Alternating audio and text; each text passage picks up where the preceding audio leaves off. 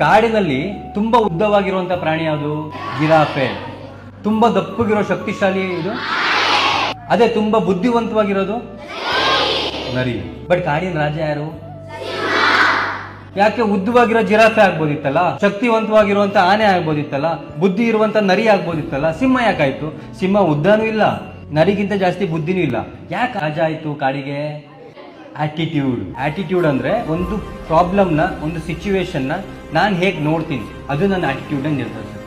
So ನೀವು ಮುಂದೆ ಹೋಗಿ ನಿಮ್ಮ ಆಟಿಟ್ಯೂಡ್ ಹೇಗಿರಬೇಕು ಅಂದ್ರೆ, ನಾನು ಉದ್ದ ಬೆಳೆದ್ಬಿಟ್ರೆ ನಾನು ಜೀವನದಲ್ಲಿ ಉದ್ಧಾರ ಆಗ್ತೀನಿ ಅಲ್ಲ, ನಾನು ತುಂಬಾ ಬಾಡಿ ಮಾಡ್ಕೊಂಡ್ಬಿಟ್ಟು ಒಬ್ಬ ಬಾಡಿ ಬಿಲ್ಡರ್ ಆಗ್ಬಿಟ್ರೆ ಜೀವನದಲ್ಲಿ ಉದ್ಧಾರ ಆಗ್ತೀನಿ, ಸುಳ್ಳು.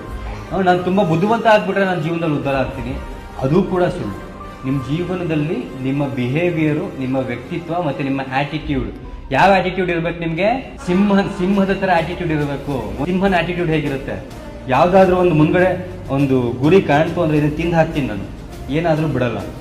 ಅದೇ ಆ ಸಿಂಹ ನೋಡಿದಂತ ಬೇರೆ ಪ್ರಾಣಿನೂ ಹೇಳುತ್ತೆ, ಅಯ್ಯೋ ಇನ್ ಕೈ ಸಿಕ್ಕರೆ ಬಿಡಲ್ಲ, ಮುಗೀತು ಕತೆ ಅಂತ. ಸೊ ನಿಮ್ಮ ಆಟಿಟ್ಯೂಡ್ ಹೇಗಿರ್ಬೇಕು ಅಂದ್ರೆ, ನೋಡಿದಂತ ಯಾರಾದ್ರೂ ಹೇಳ್ಬೇಕು, ಇವ್ನು ಹೇಳ್ತಿದ್ದಾರೆ ಅಂದ್ರೆ ಪಕ್ಕ ಮಾಡಿ ತೋರಿಸ್ತಾ ಇವನು, ಆ ತರದ ಆಟಿಟ್ಯೂಡ್ ಇರಬೇಕು.